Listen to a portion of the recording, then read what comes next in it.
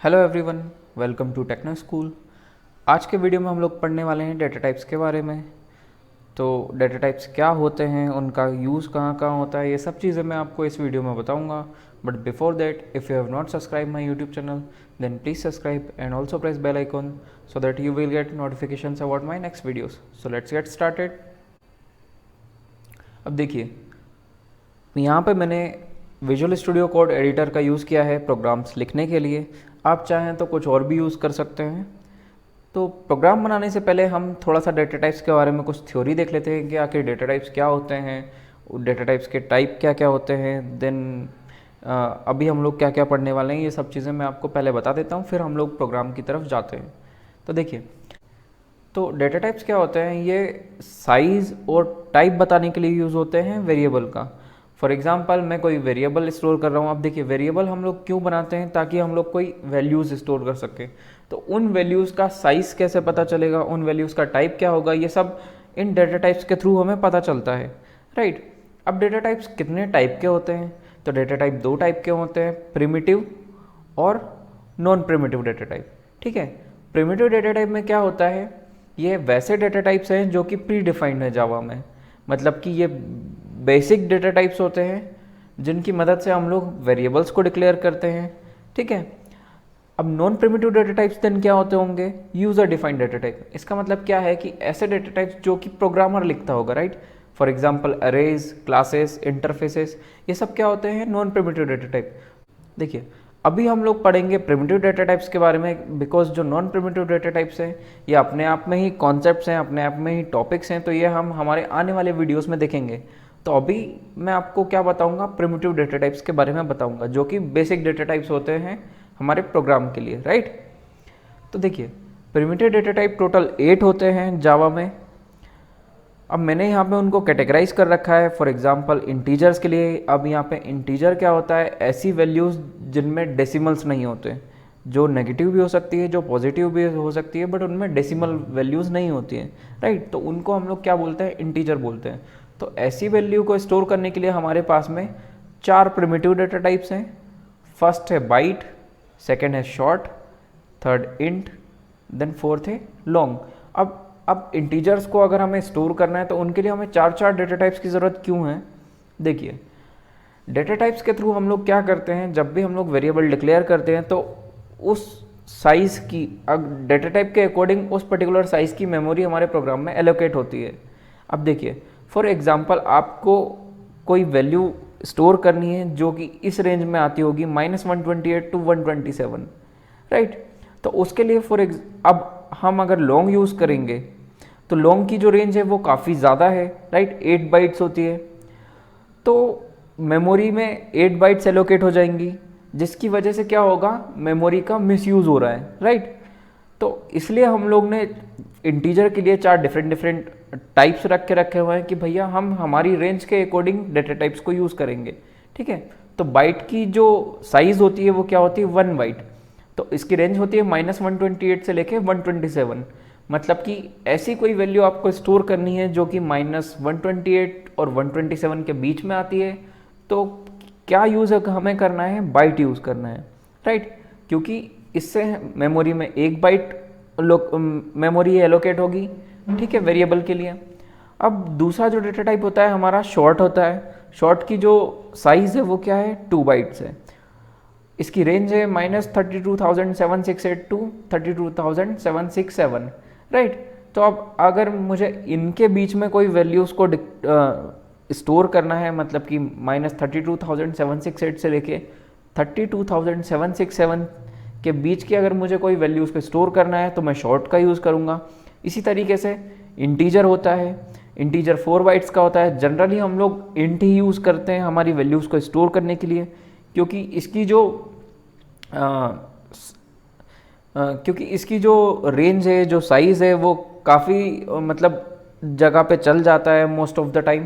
तो हम लोग इंटीजर का यूज़ ज़्यादा से ज़्यादा करते हैं, ठीक है। अब इसकी जो रेंज है यहाँ पे लिखी हुई है -2147483648 2147483647, राइट। तो अब अगर मुझे इस रेंज में कोई वैल्यूज़ को रखना है तो मैं कहाँ रखूँगा, इंटीजर टाइप के वेरिएबल में रखूँगा। राइट। इसी तरीके से लॉन्ग डेटा टाइप है हमारे पास में जिसकी साइज़ होती है 8 बाइट्स। अब इनकी रेंज, क्योंकि देखिए इसकी रेंज इससे भी ज़्यादा होगी, क्यों? क्योंकि इसका जो साइज़ है वो 8 बाइट्स है, राइट। इस तरीके से हम लोग हमारे यूज़ के अकॉर्डिंग डेटा टाइप्स का यूज़ करते हैं। फॉर एग्जांपल मुझे जिस तरीके की वैल्यू स्टोर करनी है मैं उस तरीके का डेटा टाइप यूज़ करूँगा, राइट। अब यहाँ पे हमारे पास में फ्लोटिंग पॉइंट्स के लिए भी दो डेटा टाइप्स होते हैं। पहला होता है फ्लोट जिसका साइज़ 4 बाइट्स होता है, ठीक है।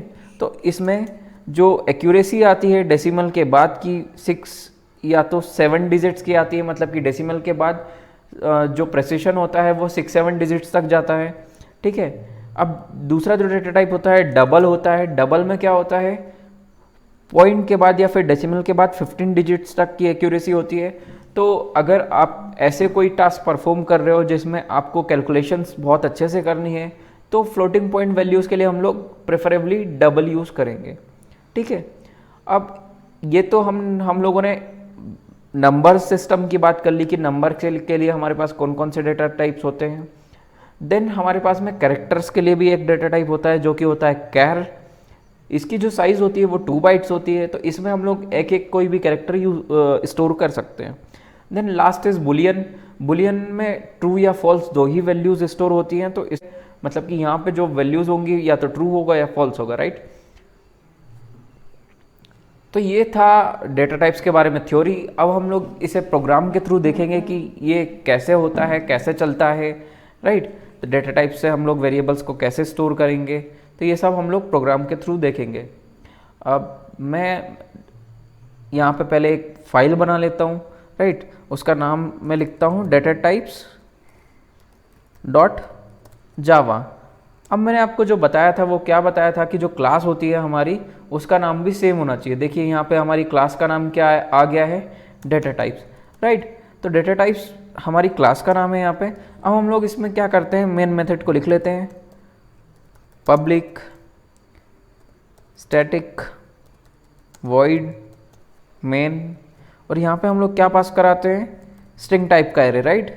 स्ट्रिंग आर्क्स, इसको क्या बोलते हैं, कमांड लाइन आर्ग्यूमेंट्स बोलते हैं, ठीक है।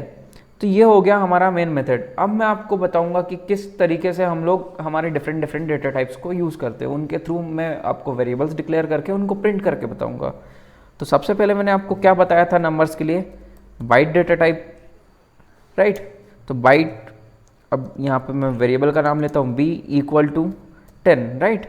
तो ये बाइट हो गया। बाइट की वैल्यू के लिए हमारे पास में बाइट कीवर्ड होता है बाइट डेटा टाइप के लिए, ठीक है। तो इस तरीके से हम लोग बाइट डेटा टाइप का यूज़ करते हैं वेरिएबल डिक्लेयर करते टाइम।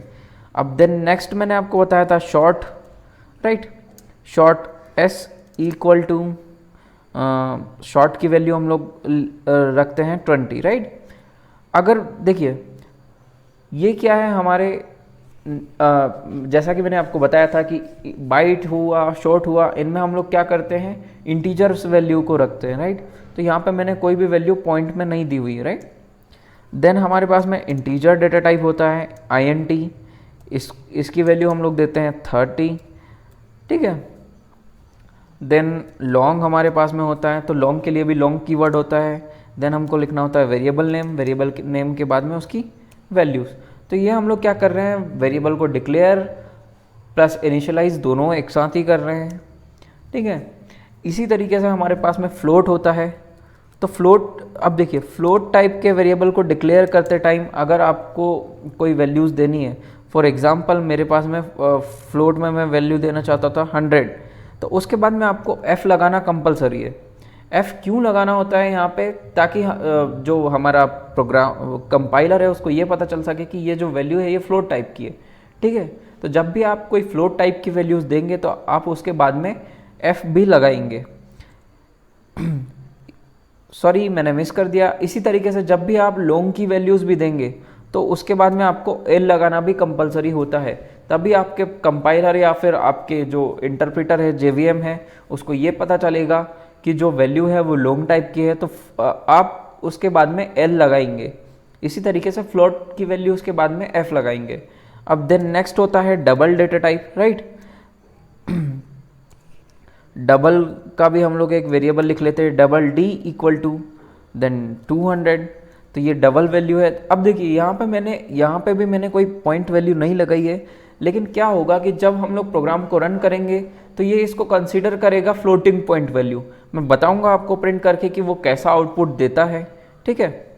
तो ये हमने अभी तक नंबर्स के सारे डेटा टाइप्स कवर कर लिए हैं। पहले बाइट को हम लोग कैसे डिक्लेयर करेंगे, उसके लिए बाइट कीवर्ड होता है, देन आपको वेरिएबल नेम लिखना होगा और उस वेरिएबल की वैल्यू दे रहे हैं हम लोग। इसी तरीके से शॉर्ट का यूज़ किया है, then int, then long, float, double. मैंने आपको क्या बताया कि लॉन्ग जब भी आप कोई वैल्यू इनिशलाइज कर रहे हो तो उस वैल्यू के बाद आपको एल लगाना कंपलसरी है, ठीक है। इसी तरीके से अगर आप कोई वैल्यू फ्लोट में डिफाइन कर रहे हो, फ्लोट डेटा टाइप्स में रख रहे हो, तो उसके बाद भी आप एफ लगाइए, ठीक है। अब देन नेक्स्ट डेटा टाइप था कैरेक्टर टाइप का, जो कि होता है कैर सी इक्वल टू, जब भी आप लोग कोई कैरेक्टर लिख रहे हो तो आप उसको सिंगल कोट्स में लिखोगे। सिंगल कोट्स में फॉर एग्जांपल मैं कैपिटल ए लिख देता हूँ, तो ये एक कैरेक्टर है जो कि स्टोर हो गया है हमारे सी टाइप के सी वेरिएबल में, जो कि कैरेक्टर टाइप का है, राइट। देन लास्ट आता है बुलियन डेटा टाइप में हमारे दो ही टाइप की वैल्यूज स्टोर होती है, ठीक है। तो मैं यहाँ पे बुल करके ले लेता हूँ। बुलियन में मैंने क्या बताया कि दो ही वैल्यूज आती हैं, तो उनको आप लोग कैसे लिखोगे, या तो आप ट्रू लिखोगे, राइट। ट्रू अगर नहीं होगी तो आप क्या लिखोगे, फॉल्स लिखोगे। इस तरीके से आपको कोई डबल कोट्स नहीं लगाना है, कुछ यूज़ नहीं करना है। तो हम लोग इस तरीके से हमारे डेटा टाइप्स का यूज़ करते हैं वाइल डिक्लेयरिंग वेरिएबल्स, राइट। अब मैं इनकी वैल्यूज़ प्रिंट करा के दिखाता हूँ आपको। तो system dot out dot println, मैंने आपको बताया था कि हम लोग जब भी कोई वैल्यूज़ को कंसोल में प्रिंट कराना चाहते हैं तो उसके लिए हम लोग क्या यूज़ करते हैं, system dot out dot println. इसमें हम लोग, अब मैं यहाँ पे पहले मैसेज लिखना चाहता हूँ कि the value of byte variable, sorry byte type variable is. अब देखिए, अब मुझे आप कोई वैल्यू को प्रिंट कराना है तो उसको मैं कनकेट करूँगा और कनकेट करके उस पर्टिकुलर वेरिएबल का नाम लिखूंगा। तो बाइट का जो वेरिएबल था हमारा बी था, उसको लिखा। और देखिए, जब भी आप कोई स्टेटमेंट लिखते हैं तो आपको सेमी कॉलम भी लगाना होता ही है, ठीक है। तो इस तरीके से हम लोग जो बी वेरिएबल है उसको प्रिंट कराएंगे। अब मैं यहाँ पे इसको कॉपी करके 8 बार पेस्ट कर देता हूँ ताकि हमारा जो प्रोग्राम है वो जल्दी बन जाए। तो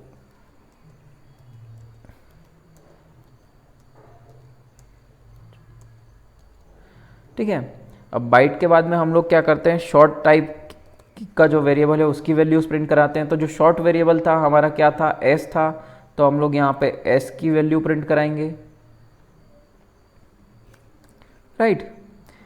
अब देन शॉर्ट के बाद में हमने कौन सा डेटा टाइप यूज़ किया था, इंट यूज़ किया था। तो अभी हम लोग यहाँ पे इंट टाइप यूज़ कराएंगे। इंट की वैल्यू क्या है, इनका जो वेरिएबल है वो कौन सा था, आई था, राइट। इसी तरीके से इंट के बाद लॉन्ग था, तो यहाँ पे हम लोग लॉन्ग लिख लेते हैं। देन लॉन्ग का जो वेरिएबल था वो क्या था, L, right. Then next floating point variable था, फ्लोट डेटा टाइप का क्या था, एफ था, तो हम लोग यहाँ पे फ्लोट लिखते हैं और देन यहाँ पे लगाते हैं वेरिएबल का नाम जो कि है एफ, राइट। इसी तरीके से देन नेक्स्ट हमने डबल लिख के रखा हुआ था, तो यहाँ पे डबल करते हैं और देन उसकी वैल्यू प्रिंट करा लेते हैं। तो डबल की जो वेरिएबल है वो क्या है, डी था, राइट। देन हम लोग कैर लिख लेते हैं यहाँ पे और यहाँ पे लिखते हैं सी। देन लास्ट इज बुलियन, तो यहाँ पे जो उसका वेरिएबल था बुलियन टाइप का, बुल। देखिए, अभी तक मैंने यहाँ पे क्या किया है कि जितनी भी वेरिएबल्स को डिक्लेयर किया था उनकी वैल्यूज़ प्रिंट कराई है, राइट।